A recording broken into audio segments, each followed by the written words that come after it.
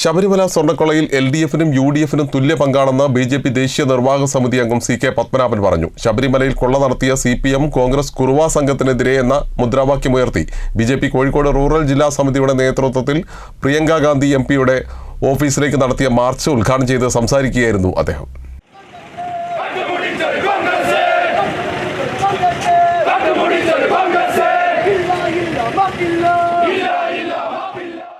ശബരിമലയിൽ കോടികളുടെ സ്വർണം മോഷ്ടിച്ച സംഭവത്തിൽ LDF-നും UDF-നും തുല്യ പങ്കാണെന്ന് BJP ദേശീയ നിർവാഹക സമിതി അംഗം CK പത്മനാഭൻ പറഞ്ഞു. ശബരിമലയിൽ കൊള്ള നടത്തിയ CPM കോൺഗ്രസ് കുറുവാ സംഘത്തിനെതിരെ എന്ന മുദ്രാവാക്യമുയർത്തി BJP കോഴിക്കോട് റൂറൽ ജില്ലാ സമിതിയുടെ നേതൃത്വത്തിൽ പ്രിയങ്ക ഗാന്ധി MP-യുടെ ഓഫീസിലേക്ക് നടത്തിയ മാർച്ച് ഉദ്ഘാടനം ചെയ്ത് സംസാരിക്കുകയായിരുന്നു അദ്ദേഹം. വലിയ സുരക്ഷാ സംവിധാനമുള്ള സോണിയാഗാന്ധിയുടെ അടുത്ത് പോറ്റിയെത്തിയത് സാധാരണ സംഭവമല്ല. ഇതിനായി അസാധാരണ കരുനീക്കങ്ങൾ നടന്നു.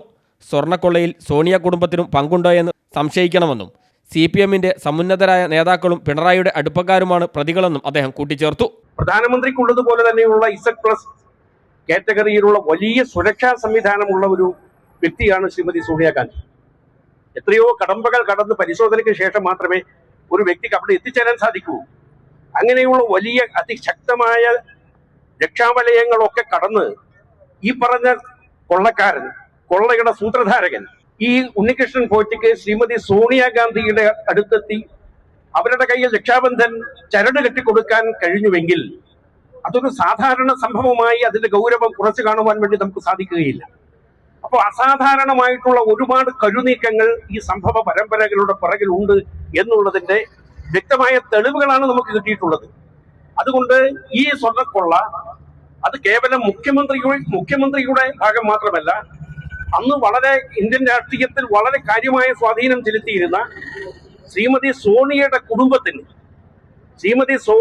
കുടുംബത്തിനടക്കം ഈ സ്വർണ്ണക്കൊള്ളയിൽ പങ്കുണ്ട് എന്ന് സംശയിക്കുവാനുള്ള സാഹചര്യ തെളിവുകളാണ് ഓരോ ദിവസം കഴിയുന്തോറും പുറത്തു വന്നുകൊണ്ടിരിക്കുന്നത്. ശബരിമലയിൽ അയ്യപ്പ ഭക്തരെ കബളിപ്പിച്ച് കോടികളുടെ കൊള്ളയാണ് നടന്നത്. അയ്യപ്പൻ എന്നത് സാർവദേശീയ ദൈവസ്വരൂപമാണ്. വിദേശികളടക്കം കോടിക്കണക്കിന് ആളുകളാണ് ഇവിടെ എത്തുന്നത്. ആ മൂല്യത്തെയാണ്, കോടാനുകോടി അയ്യപ്പ ഭക്തരുടെ വികാരത്തെയാണ് വ്രണപ്പെടുത്തിയത്. ഈ പ്രതികൾ അയ്യപ്പ കോപത്തിൽ നിന്ന് രക്ഷപ്പെടില്ലെന്നും കൊള്ളയ്ക്ക് നേതൃത്വം നൽകിയത് പിണറായി വിജയനാണെന്നും അദ്ദേഹം പറഞ്ഞു. ഇപ്പോൾ തന്ത്രി അകത്തും മന്ത്രി പുറത്തുമാണ്. മന്ത്രി ഒന്നും അറിഞ്ഞില്ലെങ്കിൽ പിന്നെ എന്തിനാണ് ആ സ്ഥാനത്തിരിക്കുന്നത്? തന്ത്രിയെ അറസ്റ്റ് ചെയ്ത് കേസ് വഴിതിരിച്ചുവിടാൻ കഴിയില്ലെന്നും CK പത്മനാഭൻ പറഞ്ഞു. അറസ്റ്റ് ചെയ്ത് ജയിലിൽ കിടക്കുന്ന ആളുകൾ ചില്ലറക്കാരല്ല.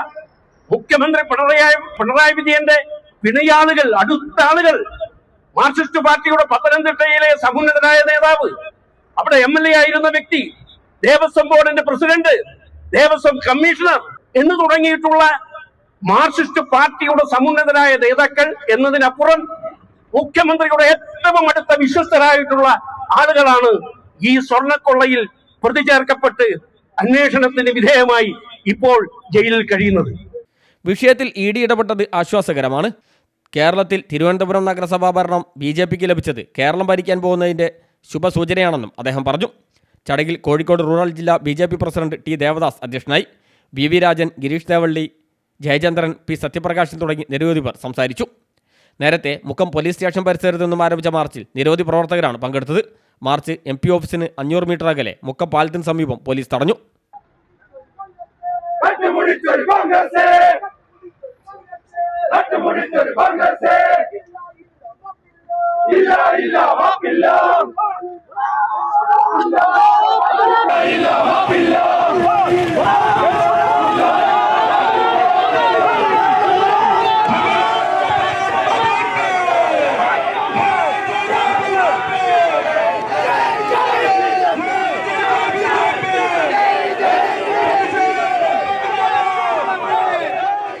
CTV പ്രാദേശിക വാർത്ത മുക്കം.